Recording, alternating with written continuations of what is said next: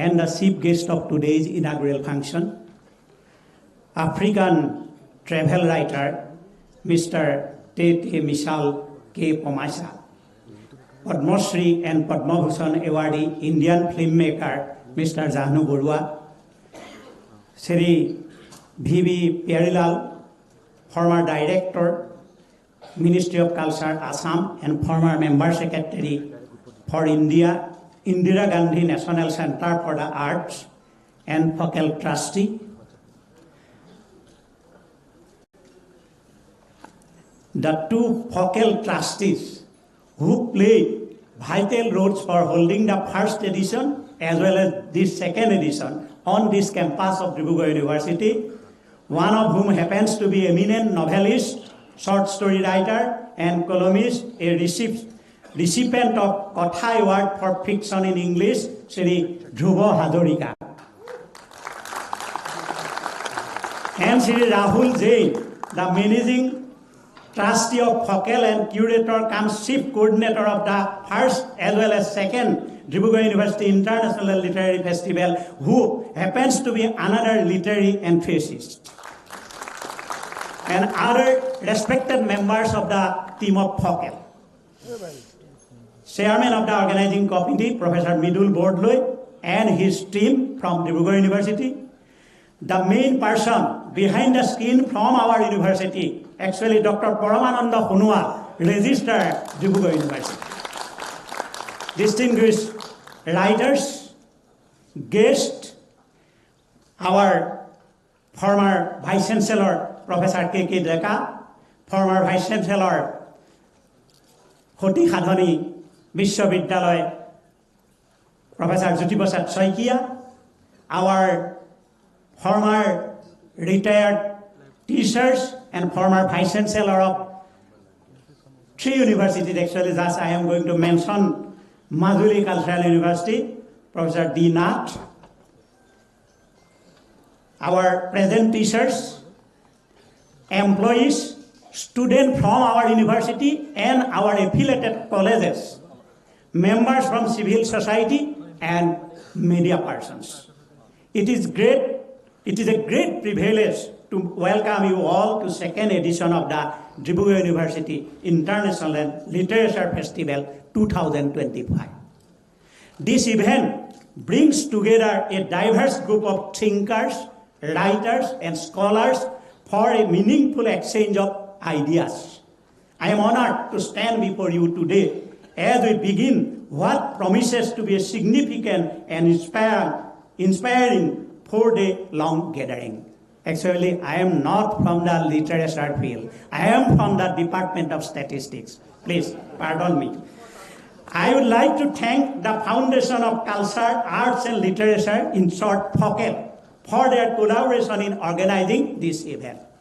Their efforts have been instrumental in making this festival a reality, and we are grateful for their support, bringing together such a distinguished group of participants.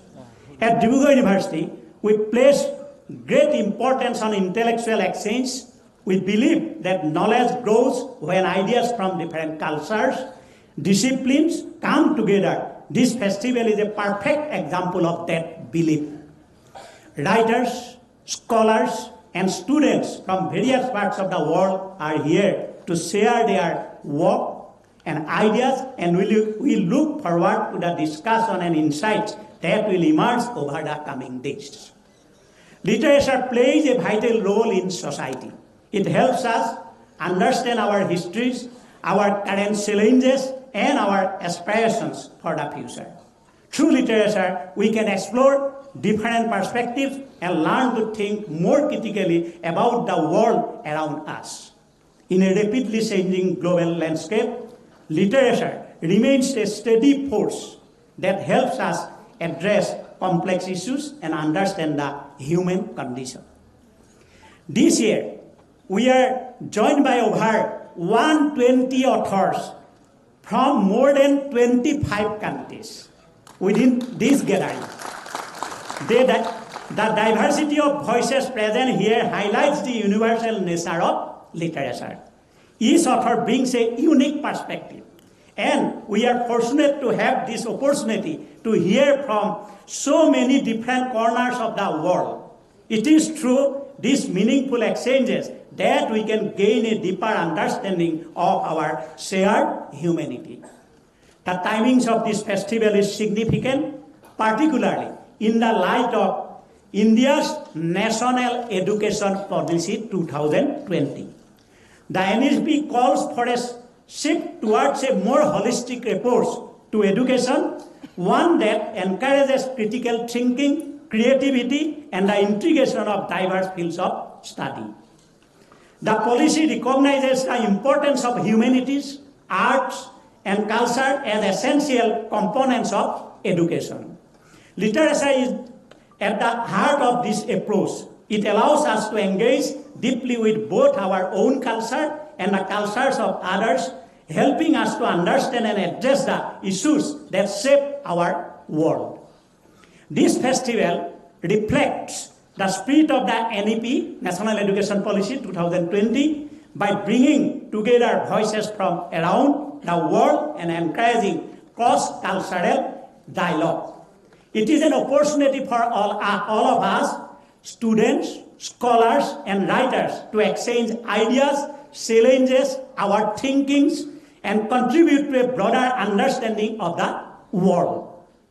Additionally, I am proud to share Dibrugarh University has recently been granted MERU, Multidisciplinary Education and Research University status under the PM USA, Prime Minister University for Holistic Development Scheme.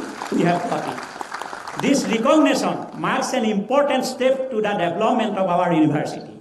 It underscores our commitment to promoting interdisciplinary learning and contributing to the national goal of creating a more inclusive education system. This recognition strengthens our resolve to build an academic environment where students and scholars can engage with diverse fields of knowledge and enrich their understanding of the world. This year, even more significance for Dibrugarh University, as we celebrate our Diamond Jubilee. Our university was established in the 1965. Already we have completed 60 years. 60 years of academic excellence is a milestone that reflects the vision, dedication, and progress of this institution. To mark this occasion, several events have been scheduled throughout the year, underlining the dynamism of our university. Notably, the number of international and national conferences being held this year is unprecedented in the history of Dibrugarh University. In a first, the university has also partnered with affiliated colleges to host a variety of academic engagement, further strengthening our academic footprint and contributing to the wider intellectual community. The Dibrugarh University International Literature Festival is a part of that vision. It provides a space for meaningful dialogue and intellectual engagement, and we hope that this festival will inspire new ideas and encourage deeper reflections on the role of literature in shaping our future. I would like to extend my thanks to all authors, scholars. In this gathering, we have Gyanpith Awardee, Padma Shri Awardee, Padma Bhushan Awardee, and many more. Participants who have traveled from across the world to join us today. Your presence here is an invaluable contribution to the global conversation on literature and culture. Actually, this festival offers a rare opportunity to engage with some of the most influential voices in the world of literature. And I encourage all of you, to take full advantage of the discussion and sessions that will unfold in the coming days. With that, I declare the second edition of the Dibrugarh University International Literary Festival 2025 officially open. I look forward to the conversation, insights, and connections that will emerge over the course of this festival. With these words, I want to conclude. Thank you all again. Jai Hind, Jai Ahom.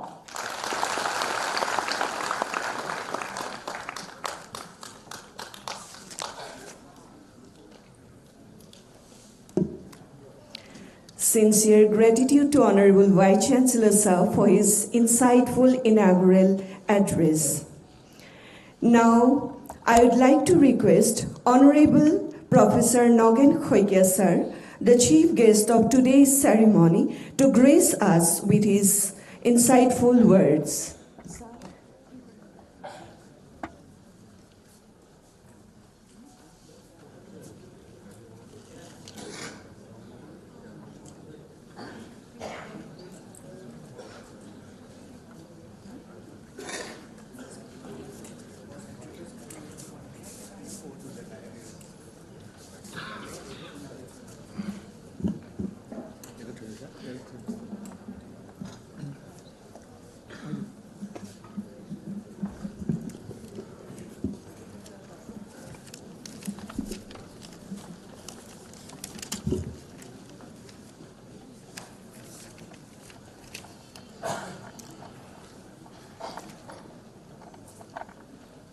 Namaskar.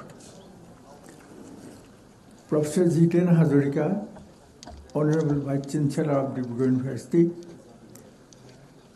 Dr. Paramananda Sonowal, Registrar of the University, Professor Midul Bordoloi, and organizers concerned, I thank all of you for organizing an international literary festival for the second time in Dibrugarh University. I heartily welcome honorable writers from different countries, especially from 25 countries, to participate in this festival. Honorable guest of honor sitting in the dais and in the hall also, I wish all of you a very lively deliberations of the writers coming from different countries of the world.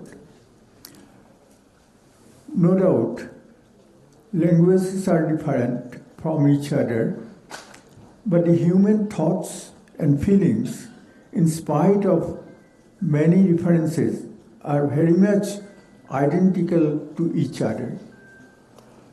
In art and literature, it is the humanity that works. So, differences of languages can be overcome with a common language like English, known by the people of the most countries of the world. Of course, it can be also noted that the outlook towards life in the universe,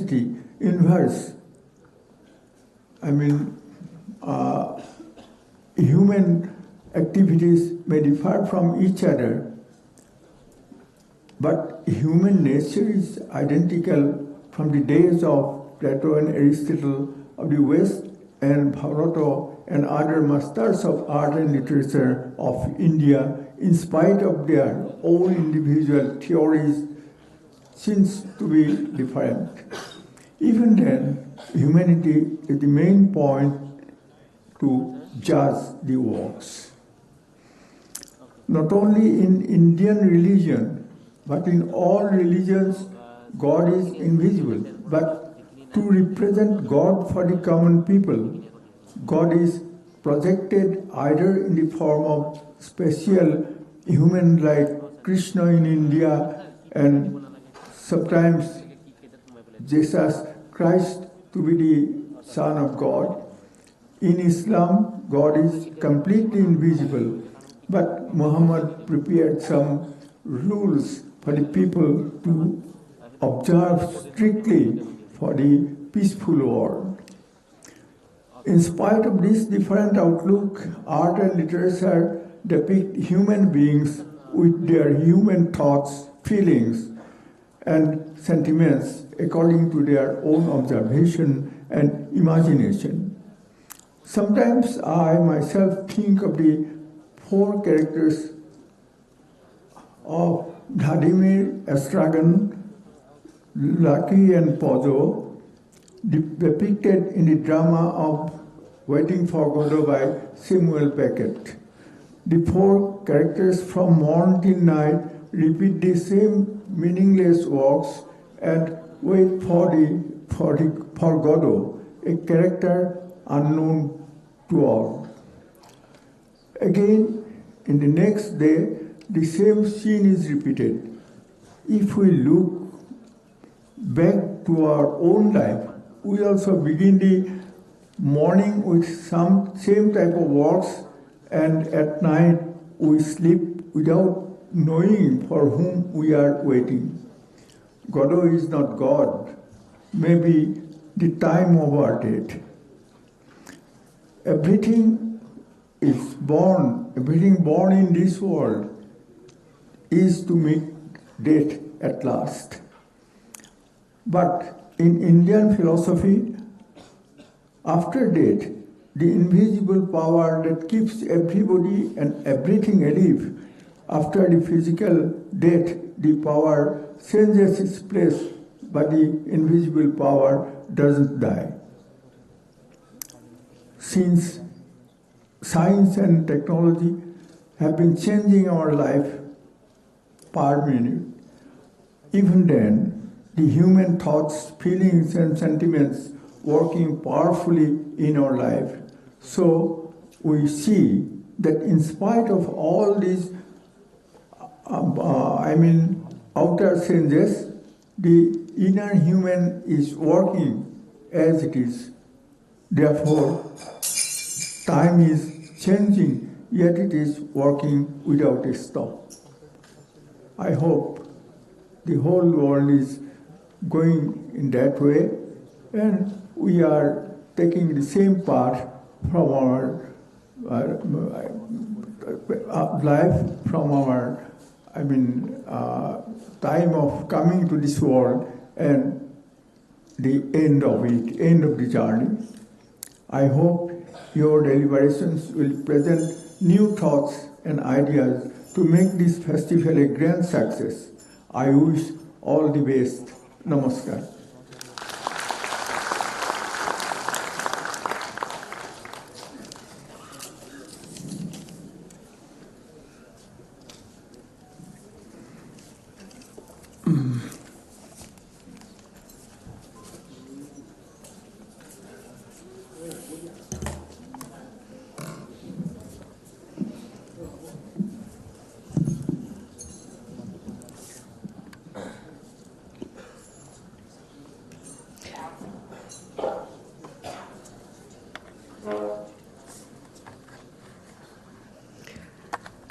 Our sincere gratitude to Honorable Professor Nogen Khoike sir, the chief guest of today's ceremony, to grace us with his invaluable words.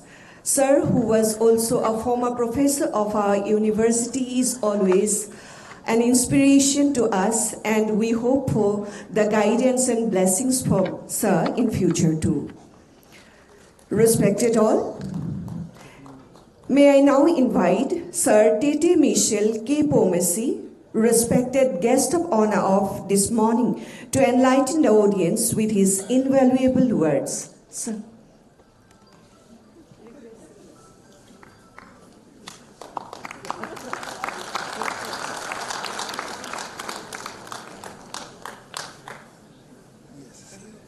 Yes. Thank you very much. First of all, I would like to thank the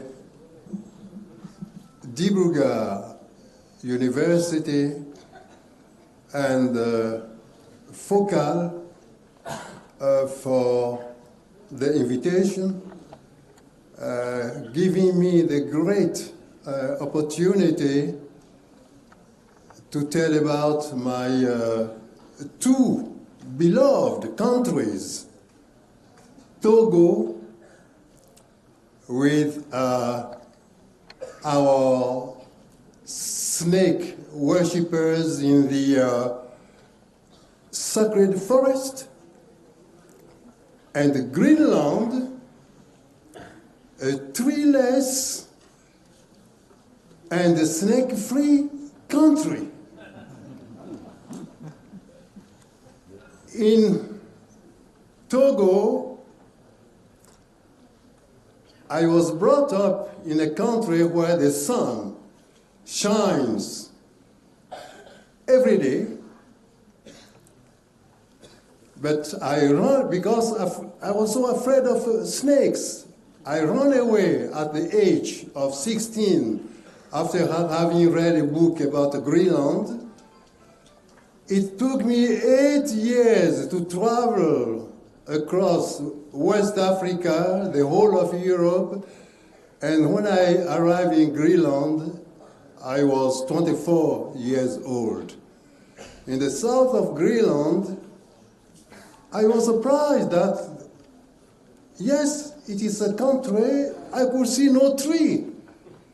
Of course, no snakes. And no igloo. And the people told me, if you want to see the igloos and the hunters, you must go further north. So that was the beginning of my journey, because from the south of Greenland, it took me 18 months to travel up to Upernavik. But what I have learned during that first stay in Greenland is travelers must be very careful when they go from one culture to another culture. Because before coming to Greenland, I have read that the word Kashlunak means the white man. And the Greenlanders called me Kashlunak. Oh, are they all colorblind? Then some people told me that no, the word Kashlunak doesn't mean the white man. Kashlunak means he who comes from the south. So I was the real Kashlunak. And why was that word translated as the white man? So that was the first wrong thing I noticed. The second was the word igloo. I asked the Greenlanders, why are there no igloos? They say, oh, all the houses you are seeing here are igloos, because in our language, igloo means a house, no matter the material. So I have seen in India a lot of igloos. And for the Greenlanders, igloo means a house, and the White House in USA, the Inuit call it igloo-swak, the big igloo, igloo-swak. But for them, the word, what the Europeans translate by igloo, no, it is igloo-gak. Igloo-gak, which means the den of the polar bear. And in winter, they used to build those kind of huts when they go out to travel. So that was the second mistake I noticed in the country. And I see we must be very careful when we travel from one country to the other. The Inuit people have a word for white, which is kakotok. They have another word for black, which is kernatok. they have a word for red, the red color, which is apila, tuk. But they never use those words for human beings. They use those words to describe the landscape or to show the color of the animals, of the dogs, etc. But a human being has no color for them. A human being for a Greenlander, a human being is an Inuk, which means the real person. And in plural, it is Inuit. Yes. So, well, 2 years ago, I did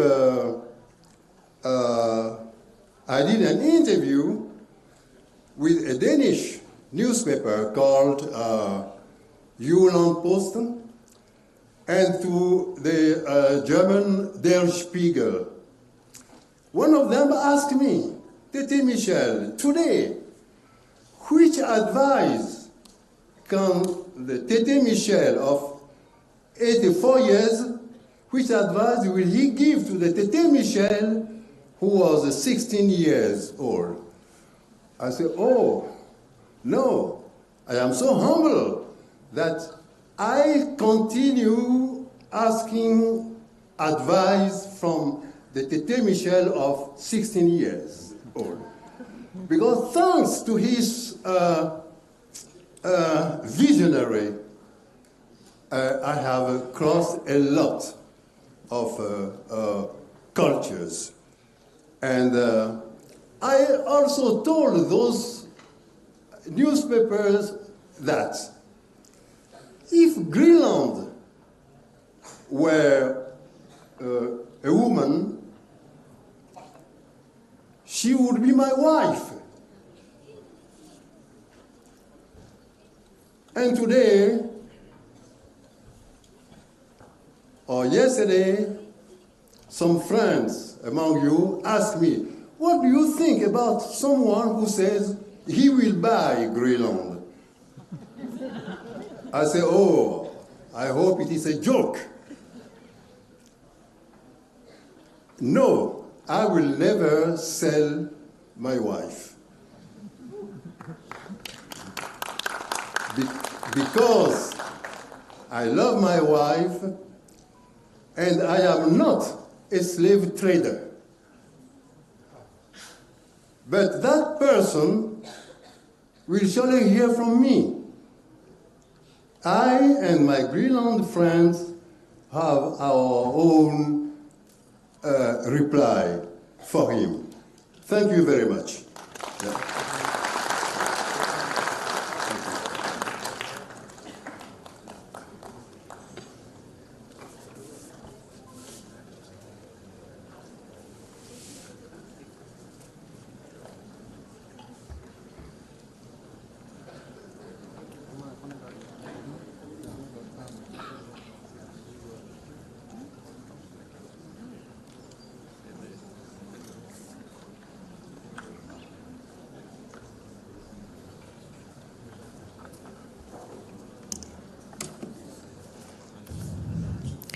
Thank you, sir. Tete Michel K. Pomesi.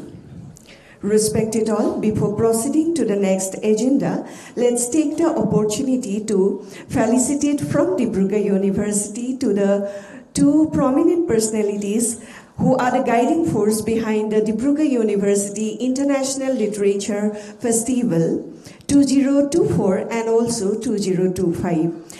May I request to please come onto the stage, noted writer and bureaucrat, former chairman of Assam Public Service Commission, Sri Dhrubo Hajorika, sir. Sir.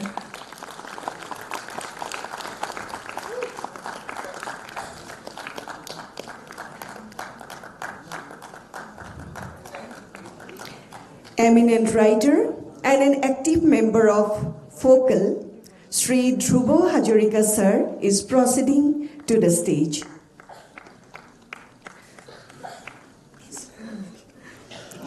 May I request Honorable Vice Chancellor of Dibrugarh University, Professor Jiten Hazarika sir, to felicitate him with an Assamese Phulam Gamusa.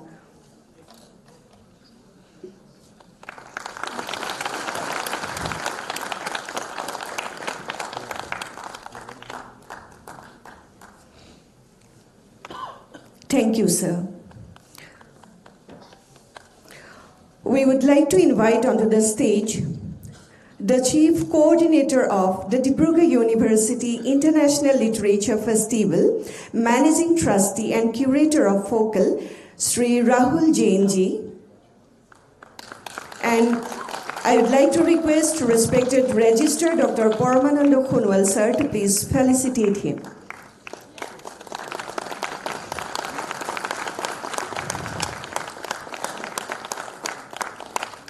Thank you, sir. May I be allowed to request Sri V.B. Pyarelal sir to speak a few words on behalf of Focal to this August gathering, sir.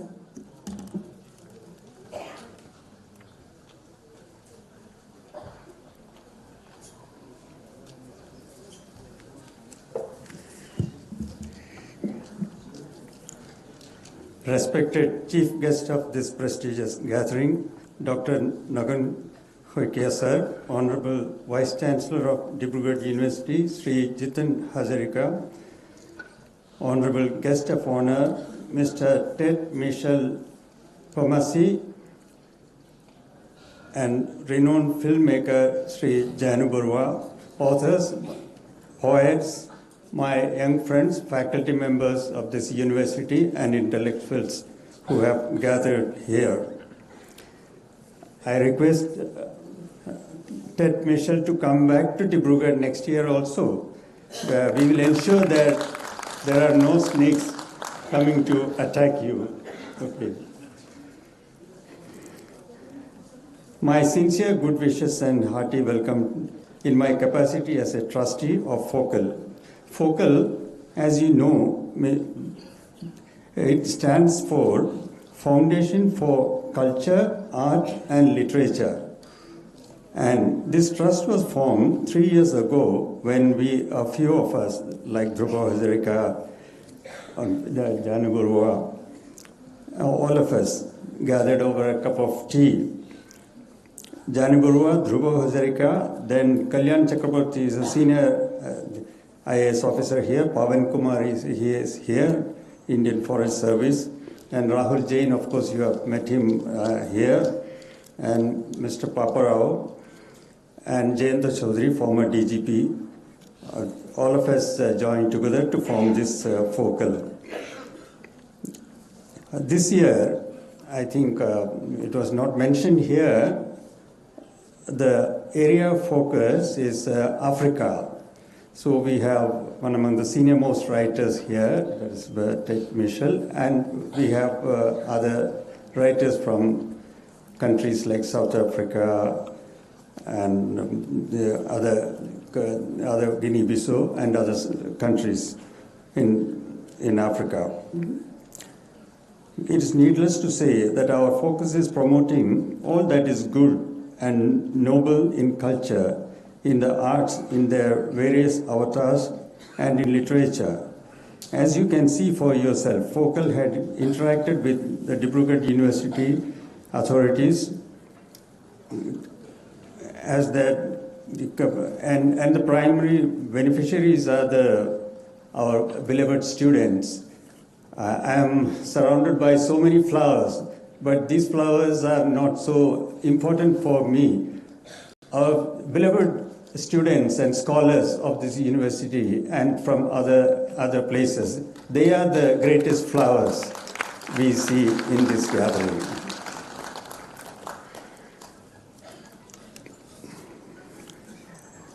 I offer heartfelt thanks to our Vice Chancellor. Last year he was he was indisposed. Even then, in the last minute, he came from far away. He was guiding us, and not to mention the support we got from Mr. Sonowal, Professor Sonowal, who is a registrar here. And since he is behind all this organization, then we did not have much headache. I have also to thank the sponsors who have helped us generously, both public sector undertakings, the government, then outside agencies, embassies, and also in cash and kinds. So out of their love. And next year also, we hope that such support will come through. Thank you, dear authors and poets from countries far and wide and from all over our country for taking trouble to join in the second edition of this festival. And we will see many more such successful festivals. And thank you all. Dhanyavad.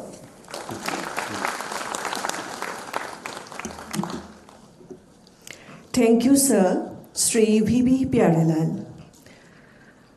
Let's proceed to our unique item in the agenda of this inaugural ceremony of the Dibrugarh University International Literature Festival, that is visual representation of Africa, the focus area of this second edition of the festival. May I extend sincere gratitude to the dignitaries on the dais and request them to kindly please proceed to their seats in front rows of the auditorium and to watch the documentary, which is also to be followed by a cultural performance by international students of our university. Requesting our volunteers to please assist our dignitaries to their seats.